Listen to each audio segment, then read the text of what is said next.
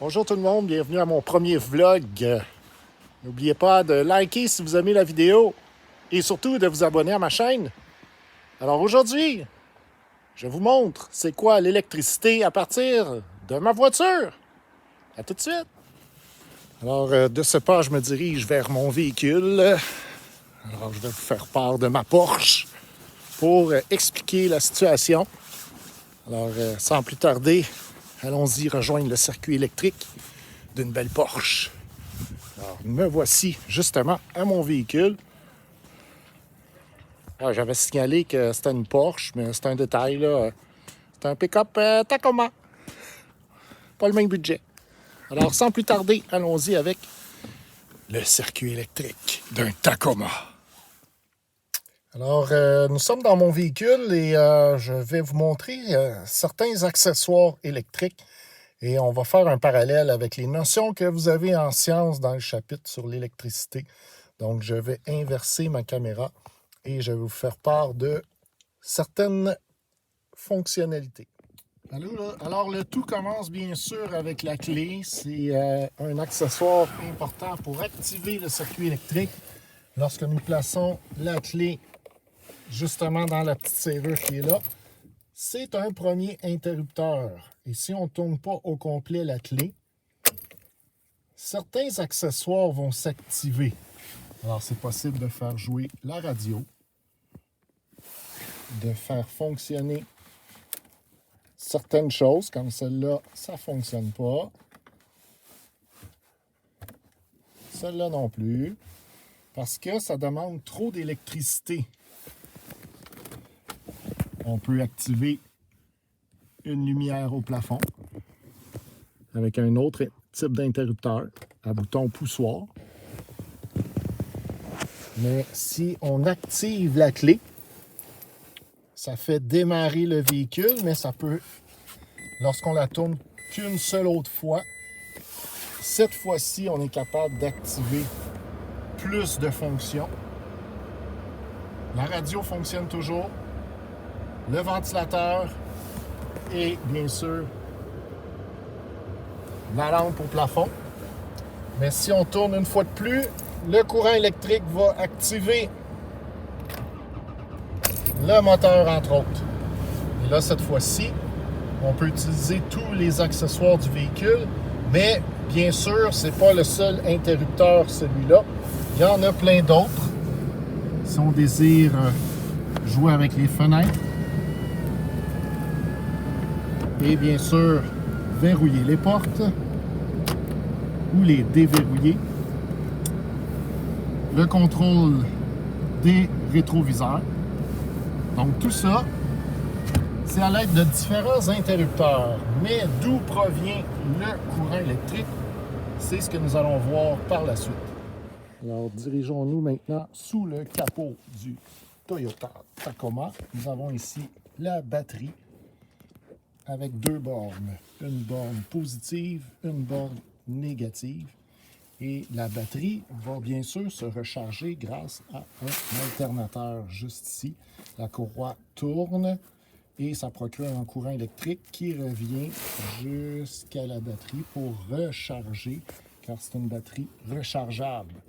Alors, nous allons voir plus de détails là-dessus plus tard. J'ai juste ici ce qu'on appelle un voltmètre.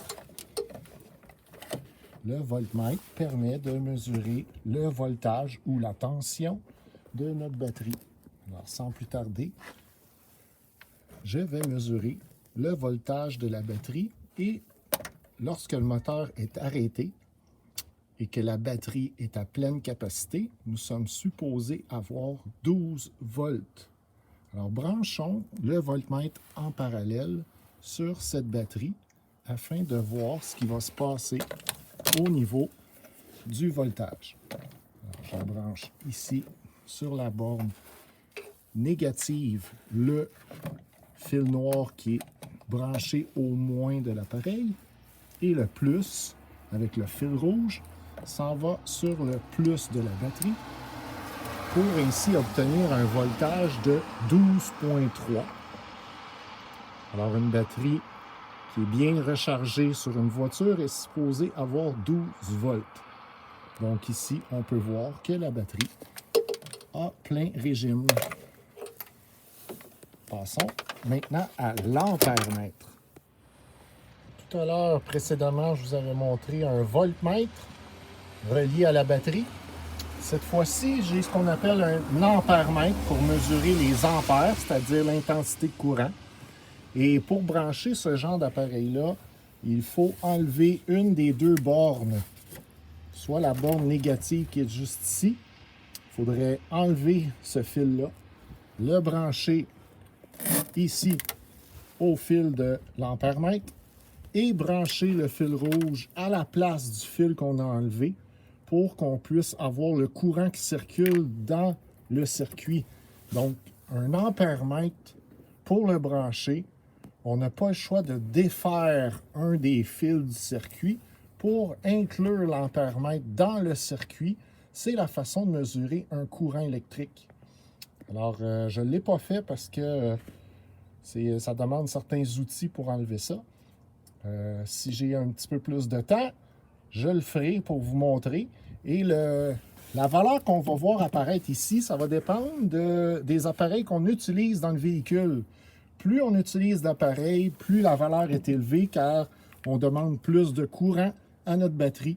S'il n'y a rien, absolument rien qui est allumé, l'ampère-mètre va indiquer 0 ampère. Mais à partir du moment où on allume la radio, qu'on allume les essuie-glaces, le circuit électrique des essuie-glaces, là, à ce moment-là, on a de plus en plus de courant électrique. Et si on demande trop de courant électrique à notre batterie, elle va créer des surcharges, ce qui fait en sorte que les fusibles vont brûler si on demande trop de courant électrique, s'il y a des surcharges dans nos circuits. Alors, dans la vidéo, je vous ai montré un voltmètre que l'on branche en parallèle sur les pièces qu'on désire mesurer les volts. Je vous ai montré aussi un ampère-mètre qu'on branche en série, c'est-à-dire à l'intérieur du circuit, pour mesurer le courant électrique, l'intensité du courant électrique en ampères. Sur le marché, il existe ce qu'on appelle des multimètres, qui est un appareil qui peut faire les deux sur cet appareil-là, mais peut aussi mesurer ce qu'on appelle des ohms, la résistance. Mais ça, on va le voir plus tard. Alors là-dessus, on peut mesurer des volts en courant continu, des volts en courant alternatif.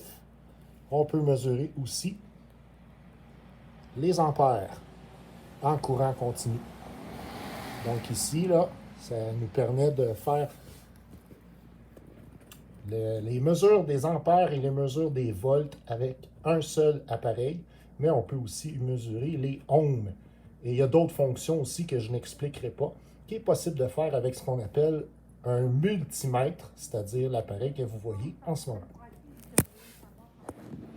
Alors, si je récapitule un petit peu, la batterie a la fonction d'alimentation. C'est elle qui va fournir le courant électrique au circuit. Un fil électrique va conduire le courant électrique d'une pièce à l'autre dans le circuit, donc ça a la fonction conduction. Une ampoule a la fonction de transformation d'énergie, car elle va prendre le courant électrique et elle va transformer ce courant électrique-là en une autre forme d'énergie, soit dans ce cas-ci en énergie lumineuse, mais il va avoir aussi une énergie thermique, car l'ampoule dégage la chaleur, donc fonction transformation d'énergie. Et on a vu les fusibles. Un fusible, c'est la fonction de protection. Donc le fusible va protéger contre les surcharges. Il y a certaines fonctions aussi qu'on n'a pas abordées, comme par exemple, si je reviens au fil électrique, il est protégé par une gaine ici en caoutchouc. Ça serait la fonction isolation, car le courant électrique, on veut qu'il demeure dans le circuit électrique, qu'il ne se propage pas ailleurs. Et on va protéger les fils conducteurs par une gaine pour s'assurer que le courant demeure dans le fil. Si jamais le fil touche une autre pièce métallique, il pourrait s'échapper ailleurs notre courant électrique. Donc, fonction isolation pour la gaine, même chose pour le plastique qui est ici. fonction isolation. Il y a bien sûr d'autres fonctions que vous allez voir à travers les résistances. Donc ça, on l'abordera un petit peu plus tard, la fonction électrique des résistances. Alors, merci tout le monde d'avoir été là. C'était mon premier vlog. J'espère que vous avez aimé la vidéo. N'oubliez pas d'aller liker et de vous abonner à ma chaîne. Alors, c'était le premier vlog sur l'électricité à la maison de Marty. Ciao!